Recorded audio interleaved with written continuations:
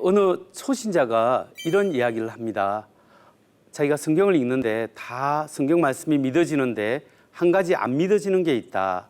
그게 무엇이냐 물어보니까 어떻게 처녀의 몸에서 사람이 태어날 수 있는가? 자기는 예수님의 동정녀 탄생이 믿어지지 않는다고 합니다. 이게 과연 말이 되느냐 이렇게 주장하시는 분도 간혹 계십니다. 그렇다면 여러분 어떻게 처녀의 몸에서 아이가 태어날 수 있을까? 예수님의 동정녀 탄생은 정말 사실일까? 이게 궁금하지 않습니까? 여기에 대해서 우리가 한번 살펴보도록 하겠습니다. 과연 예수님은 동정녀 마리아에서 태어났을까요? 예수님의 동정녀 탄생을 부인하는 그런 도전들이 있습니다. 그 중에 하나가 뭐냐면 고대 히랍 신화에도 처녀 탄생이 있었습니다. 이게 꼭 성경에만 나오는 것이 아니다. 이렇게 이야기하는 분들이 있죠. 예를 들면 페르세우스 신화에 보면 아크리시우스 왕이 그의 딸 다나엘을 이렇게 청동탑에 가두어 버립니다. 아무도 그를 접근하지 못하도록. 그랬는데 여기에 이제 제우스 신이 황금비가 내리듯이 비로 내려서 그 다나엘에게 접근해서 그 다나엘에게 그 방으로 스며들어서 다나엘의 관계를 맺어서 그 다나엘을 임신시켜서 바로 페르세우스가 태어난다고 그렇게 이야기합니다. 이런 것을 볼 때 고대 히랍 신화에 보면 이렇게 처녀 탄생이 나오지 않느냐 이런 이야기를 하는데요. 이 히랍 신화에 나오는 동정녀 탄생은 어떤 신이 인간으로 변신하여 황금비나 인간으로 변신해서 이렇게 인간 여자와 함께 육체적 관계를 맺어서 생명이 태어나게 되기 때문에 일종의 육체적 관계를 맺어서 생명이 탄생하는 것이다. 이렇게 볼 때 이것은 예수님의 동정녀 탄생과는 다릅니다. 예수님은 원래 하나님이시고 하나님의 아들이신 분이 원래 계셨어요. 그분이 마리아의 태를 빌려서 인간의 몸이 되셔서 인간 세상으로 들어오신 거죠. 그러니까 신과 인간의 어떤 육체적인 어떤 관계를 통해서 태어나는 것이 아니다. 그러니까 예수님의 동정녀 탄생과는 다른 것이다. 이렇게 볼 수 있는 거죠. 근데 두 번째, 또 그러면 고대 영웅들의 전기 속에서 보면 예수님 동정녀 탄생 같은 거나 또 유명한 탄생설화가 나오는데 그거와 예수님 동정녀 탄생과 비슷하지 않느냐 이런 질문이 있습니다. 예를 들면 로마 황제 아우구스투스의 탄생 이야기에 보면 아우구스투스가 잉태되던 날 밤 그의 어머니 아티아는 아폴로 신전에서 깊이 잠이 든다. 그날 밤에 뱀의 형태를 띤 신에 의해서 그 어머니가 아이를 갖게 된다. 그 반면에 집에 돌아온 아우구스투스의 아버지는 밤에 꿈을 꾸는데 태양이 그의 아내 자궁으로부터 떠오르는 꿈을 꾸었다고 한다. 자, 어머니가 아폴로 신전에서 잠을 잤는데 신이 뱀의 형태로 떠서 이렇게 아이를 갖게 된다. 이것이 동정녀 탄생과 똑같다라고 이야기하는데 좀 전에 말한 것처럼 어떤 육체적 관계를 맺는 것, 그것이 동정녀 탄생과 관계가 없다라는 겁니다. 그리고 고대 영웅 이야기들 속에서 여러 유명한 신적인 요소가 섞인 전설이나 신화가 나오는 건데 그것은 고대 유명한 통치자들의 통치하기에 편하도록 그 시대 사람이 지어냈거나 후대 사람이 만들어냈다라고 보는 것이 정당합니다. 왜냐하면 그 통치자들은 자신을 신격화하고 그래서 통치를 용이하도록 만들고 또한 그것이 100년 또는 200년 후에 사람들이 그 사람을 영웅시하게끔 하기 위해서 이렇게 설화로 만들어내는 경향이 옛날에는 많이 있었다고 합니다. 근데 이거와 예수님의 동정녀 탄생은 다릅니다. 왜냐하면 예수님은 고대 영웅이 아니에요. 이스라엘 땅 그것도 갈릴리 변두리 지역에 있는 한 무명 청년이에요. 이름도 없고 예수님이 누구를 통치하거나 누구를 다스릴 사람이 아니라 그 하나님의 나라 운동을 복음을 전거하다가 그냥 힘없이 십자가에 못 박혀 죽은 사람이죠. 그러니까 예수님을 위화시키고 신격화할 좋은 이유가 없다라는 것. 예수님은 예수님을 신격화할 좋은 타당한 이유가 없다라는 것을 우리가 생각하고 특히 영국 옥스퍼드 대학 출신의 고대 그리스 로마 신화를 연구한 A.N. 스윈 하이트라는 사람이 있습니다. 이 사람이 그리스 로마 신화를 쭉 이렇게 연구하다 보니까 이런 결론을 맺습니다. 지금까지 그리스 로마 신화와 역사 속에서 최소한 2세대 이내에 어떤 사건이 전설이나 신화로 발달된 증거는 없다. 그러니까 어떤 이야기가 어떤 전설이나 신화로 발전되기 위해서는 최소한 2세대가 훨씬 지나야 일어난다는 거죠. 다시 말해서 60년 내에 어떤 사건이 신화화된 흔적은 전혀 없다라고 결론을 내립니다. 그런데 고대 신화들은 영웅 이야기들은 100년이 지나고 200년이 지났을 때 역사 속에서 그 신화가 등장하게 되는 거죠. 근데 예수님을 동정녀 탄생을 기록한 마태복음과 누가복음은 예수님이 죽고 부활하신 후에 약 30년에서 50년 사이의 문자로 기록이 되었어요. 그러니까 목격자들이 살아있는 동안 마태복음은 예수님의 제자 마태가 목격자가 직접 기록한 것이기 때문에 이게 신화로 발생될 확률이 전혀 없다고 볼 수밖에 없는 거죠. 그러니까 이것과 고대 영웅 이야기, 예수님과 예수님의 동정녀 탄생과 고대 영웅 이야기는 다르다라는 것.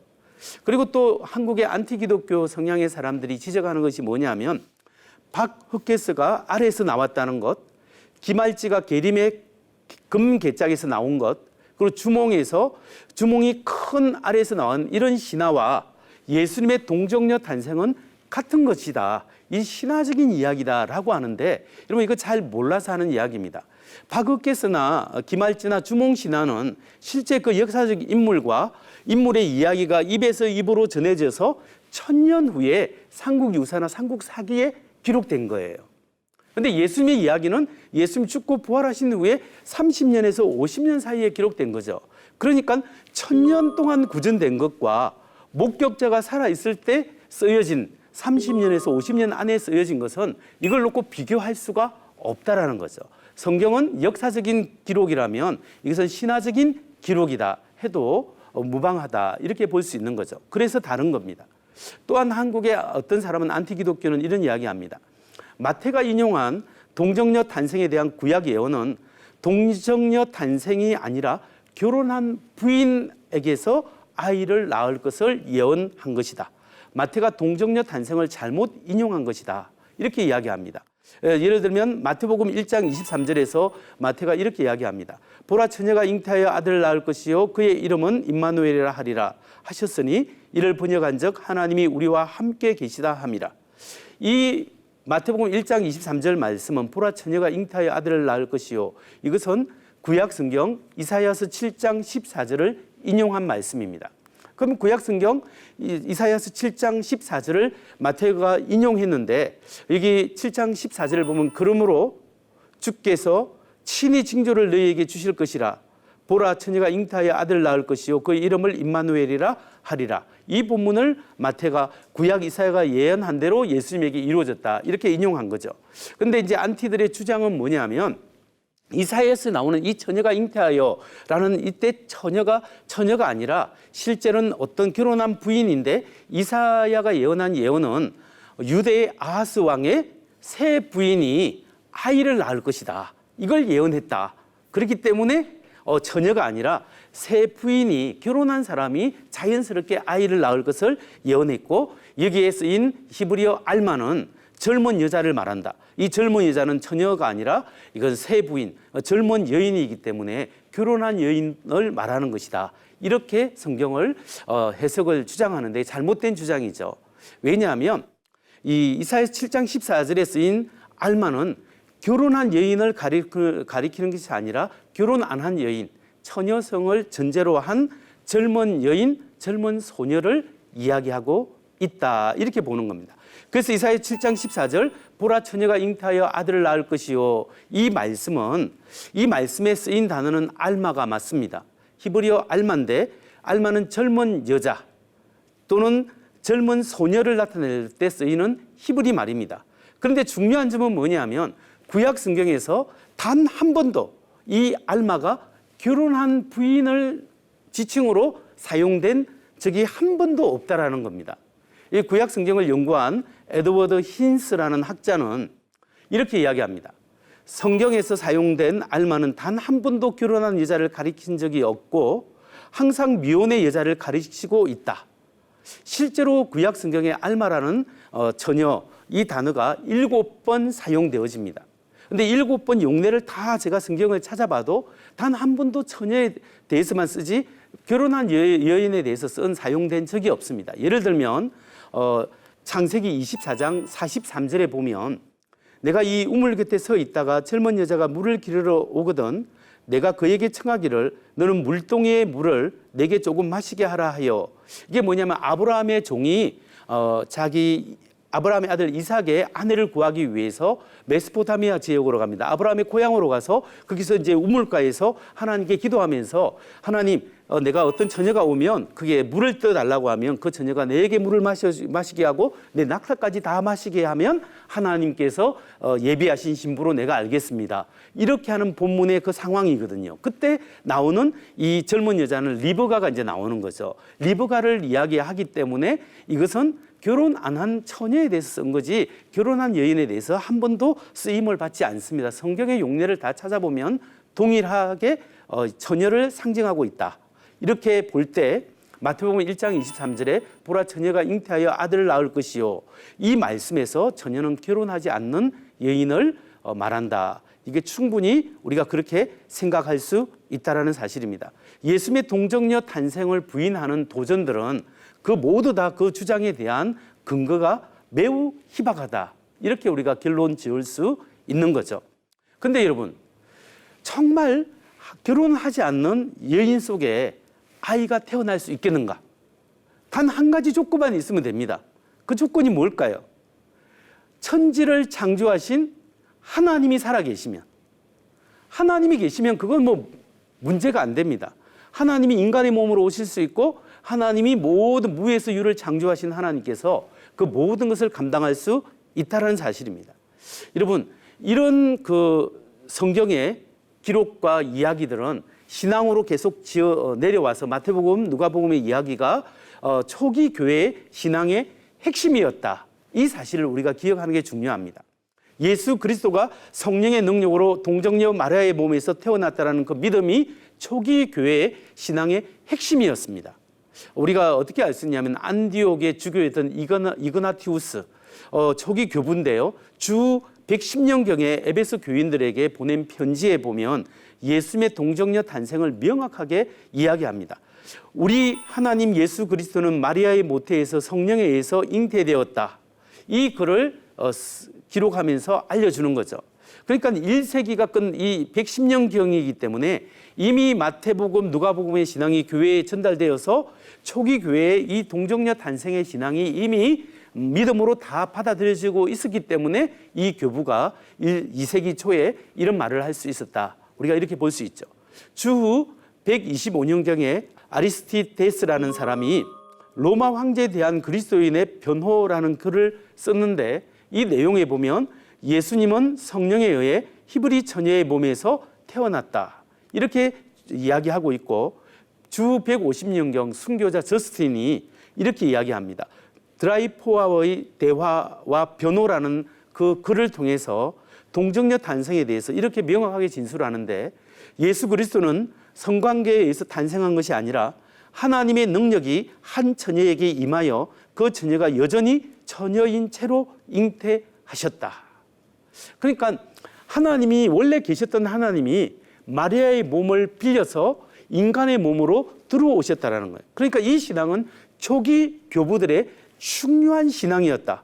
예수님의 신성과 동정녀 탄생을 함께 인정하고 믿고 받아들이고 있었다는 것을 알 수 있는 겁니다. 그러면 여러분, 예수님의 동정녀 탄생이 왜 중요해요? 왜 예수님의 동정녀 탄생이 믿는 것을 중요한 건가? 몇 가지 이유가 있습니다. 첫째는 예수님이 성령으로 잉태했다는 것은 하나님이 인간의 몸으로 오셨다는 사실을 말하는 거예요. 천지를 창조하신 하나님이 우리 인간의 몸으로 우리와 똑같은 육체를 입으시고 자기를 제한하셔서 육체를 입으시고 이 세상에 오셨다라는 사실을 말씀하는 겁니다. 예를 들어서 예수님이 생물학적으로 요셉과 마리아 사이에 태어났다면 무엇이 문제가 될까요? 정말 그분이 하나님의 아들일까 신성이 의심되지 않을까요? 뿐만 아니라 모든 사람이 죄인인데 아담 이후에 예수님도 죄 가운데 태어나게 되는 거죠. 그러니까 이게 문제가 되는 겁니다. 두 번째 동정녀 탄생은 예수님이 메시아로서 인류를 죄로부터 구원시키기 위해 오셨다는 사실을 말씀하고 있는 겁니다. 예수님이 나의 죄를 위해서 죄 없는 그분이 인간의 몸으로 오셔서 나를 위하여 십자가에 죽으셨다는 사실, 이 사실을 우리에게 알려주고 있습니다. 이게 보면 마태복음 1장 21절, 아들을 낳으리니 그 이름을 예수라 하라. 이는 그가 자기 백성을 그들의 죄에서 구원할 자이심이라 하니라.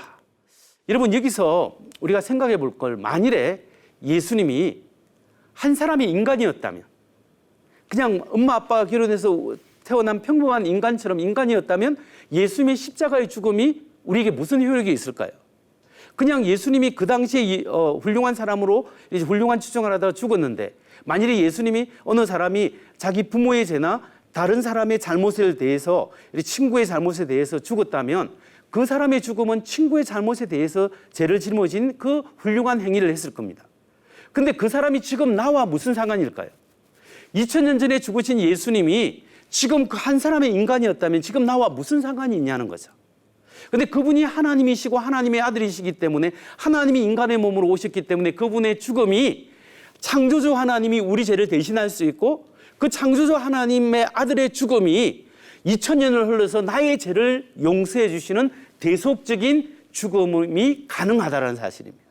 그러니까 이 동정녀 탄생은 하나님이 이 세상을 오셨고 하나님의 아들이 나의 죄를 위하여 세상의 죄를 위해서 오셨다라는 사실을 말씀하고 있는 거죠. 세 번째, 예수님의 동정녀 탄생이 왜 중요하냐? 예수님이 구원자일 뿐만 아니라 임마누엘의 하나님, 나와 함께 하시고 우리와 함께 하시는 하나님이다. 우리와 함께 하시는 하나님으로 이 세상에 오셨다. 우리가 마태복음 1장 23절을 다시 읽어보면, 보라 처녀가 잉태하여 아들을 낳을 것이요 그의 이름은 임마누엘이라 하리라 하셨으니 이를 번역한즉 하나님이 우리와 함께 계시다 함이라. 임마누엘, 하나님이 우리와 함께 계시다. 여러분, 동정녀 탄생은 창조주 하나님이 죄인된 인간을 위해서 마리아의 몸을 빌려서 우리를 위하여 찾아오셨고, 우리와 함께 거주하시고 우리 죄를 위해 죽으시고 우리 현실 속에 들어오시고 우리와 함께 하신다는, 이것이 굉장한 축복입니다. 그러니까 우리가 동정녀 탄생을 통해서 알 수 있는 것이 뭐냐 하면, 하나님이 인간의 몸으로 오셨다. 그리고 그 예수님은 하나님의 아들이시고 나의 구원자이시다. 그 하나님은 저 멀리 떨어져 계시지 않고 오늘 나의 삶의 현장 속에서 함께하고 계시고, 그 우리의 기도를 듣고 계시고 응답하시는 임마누엘의 하나님이시다. 그 하나님은 오늘 부활을 통해서 부활하신 그 예수님이 하나님이심을 증명하셨고, 그 예수님의 부활하신 예수님께서 성령을 통해서 오늘 우리와 또 함께하고 계십니다. 여러분, 하나님은 사랑이십니다. 하나님의 사랑은 말로만 하는 것이 아니라 하나님이 실제적으로, 하나님께서 자신을 제한하시고 인간의 몸으로 오셔서 우리 죄를 위하여 죽으시고 십자가를 통하여 정말 우리 죄악을 담당하셨습니다. 여러분, 인간이 하나님을 향하여 범죄한 가장 큰 죄가 무엇일까요? 가장 큰 죄는 인간이 창조주 하나님, 우리를 지으신 하나님의 아들을 죽인 사건이에요. 이게 죄악입니다. 근데 하나님은 이 죄를 역전시켜서 십자가를 우리 구원의 도구로 삼으셨습니다. 그래서 우리 모든 인류에게 예수 그리스도가 하나님 됨을 믿는 자마다 구원을 주시고 하나님의 자녀가 되고 하나님의 영원한 나라에 참여할 수 있도록 축복하신 거예요. 근데 그 하나님의 축복의 계획이 동정녀 탄생을 통하여 하나님이 우리와 함께 하시고 우리의 인간의 역사 속에 들어오시고, 정말로 그 하나님이 역사밖에 아니라 우리의 삶 속에서 함께 하시고 동행하신다는 사실이 동정녀 탄생을 믿는 신앙 안에 들어있다는 겁니다. 오늘 우리 주님 아기 예수로 오신 그 하나님이 여러분을 사랑합니다.